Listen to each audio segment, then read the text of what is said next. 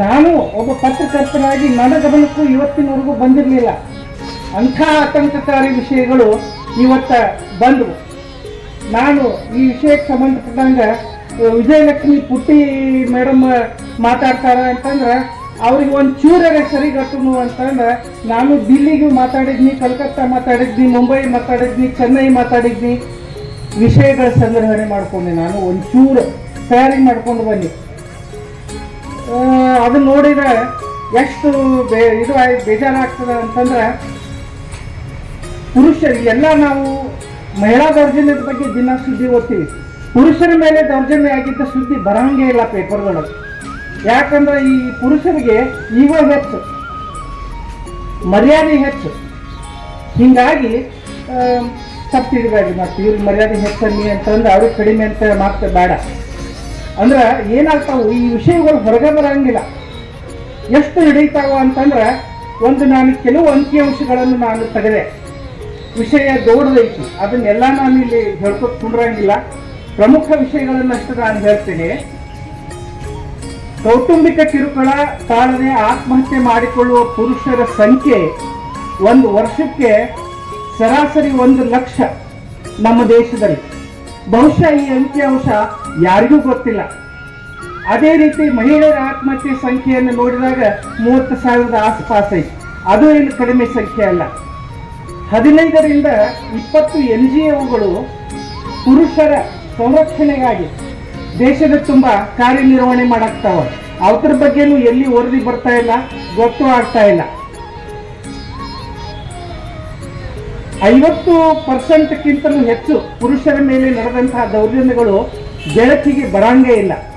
ಯಾಕಂದ್ರೆ ಮಹಿಳೆಯರ ದೌರ್ಜನ್ಯದ ಬಗ್ಗೆ ವರದಿ ಮಾಡಕ್ಕೆ ನಮ್ಮ ಮಾಧ್ಯಮದವರು ಏನೋ ಒಂದು ಆಸಕ್ತಿಯನ್ನು ತೋರಿಸ್ತಾರ. ಆ ಆಸಕ್ತಿಯನ್ನ ಪುರುಷರ ಮೇಲೆ ದೌರ್ಜನ್ಯ ಆಗಿದ್ದ ಸುದ್ದಿ ಬರಂಗೇ ಇಲ್ಲ ಪೇಪರ್ಗಳು. ಯಾಕಂದ್ರೆ ಈ ಪುರುಷರಿಗೆ ಈಗೋ ಹೆಚ್ಚು, ಮರ್ಯಾದೆ ಹೆಚ್ಚು.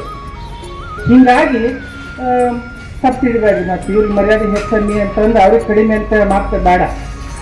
ಅಂದ್ರೆ ಏನಾಗ್ತಾವು ಈ ವಿಷಯಗಳು ಹೊರಗೆ ಬರಂಗಿಲ್ಲ. ದೌರ್ಜನ್ಯ ಎನ್ನುವಂಥದ್ದು ಇರ್ರೆಸ್ಪೆಕ್ಟಿವ್ ಆಫ್ ಏಜ್, ಅಂದ್ರೆ ಸಣ್ಣ ಹುಡುಗಿನ ಆಗಿರ್ಬೋದು, 70-80 ವರ್ಷದ ವಯೋಮಾನದ ಮುದುಕಿ ಕೂಡ ಆಗಿರ್ಬೋದು, ಅಥವಾ ಬುಚ್ಚಿ ಕೂಡ ಆಗಿರ್ಬೋದು.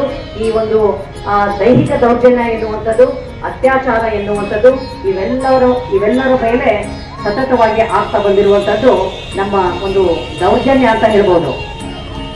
ನಮ್ಮ ಭಾರತೀಯ ಸಂಸ್ಕೃತಿ ಒಳ್ಳೆಯ ಒಂದು ಸಂಸ್ಕೃತಿಗೆ ಹಾಗೆಯೇ ಸಂಸ್ಕಾರಕ್ಕೆ ಹೆಸರಾಗಿರುವಂಥದ್ದು. ಇಲ್ಲಿ ಸೀತೆ, ರಾವಣ ಸೀತೆಯನ್ನ ಕಿಡ್ನಾಪ್ ಮಾಡಿದಾಗ ಇಡೀ ಜನಾಂಗವೇ ಅವ್ರ ಮೇಲೆ ಆಕ್ರಮಣ ಮಾಡಿ ಸೀತೆಯನ್ನ ವಾಪಸ್ ಬಿಡುಗಡೆ ಮಾಡಿಕೊಂಡು ಬಂದಂತಹ ದೇಶದೊಳಗ ಇವತ್ತ ಹೆಜ್ಜೆ ಹೆಜ್ಜೆಗೆ ಪ್ರತಿಯೊಂದು ಕ್ಷೇತ್ರದಲ್ಲಿ ಪ್ರತಿಯೊಬ್ಬರಿಂದ ಮಹಿಳೆಯರ ಮೇಲೆ ಅತ್ಯಾಚಾರ.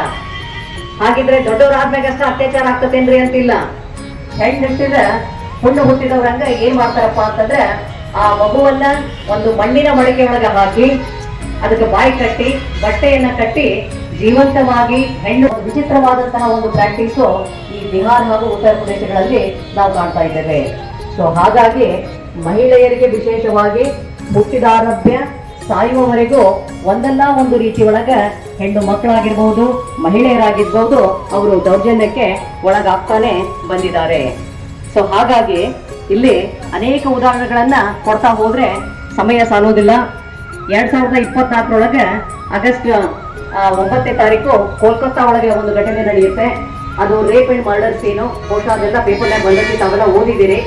ಒಬ್ಬ ಡಾಕ್ಟರ್ ಇದ್ದಂತಹ ಒಬ್ಬ ಯುವತಿಯ ಮೇಲೆ ಅಲ್ಲಿ ಅತ್ಯಾಚಾರವಾಗಿ ಅವಳ ಮರ್ಡರ್ ಕೂಡ ಆಗುತ್ತೆ.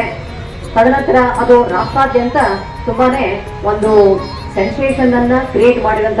ತದನಂತರ ಆಗಸ್ಟ್ 2024-30 ಚಂಡೀಗಢ ಒಳಗ ಒಂದು ರೇಪ್ ಕೇಸಸ್ ಆಗ್ತಾವ್ರಿ. ಬಹಳಷ್ಟು ರೇಪ್ ಕೇಸ್ ಚಂಡೀಗಢ ಒಳಗ 60 ಕೇಸ್ಗಳನ್ನ 2024 ಚಂಡೀಗಢ ಒಳಗ ಅವರು ಟ್ರೇಸ್ ಮಾಡ್ತಾರೆ.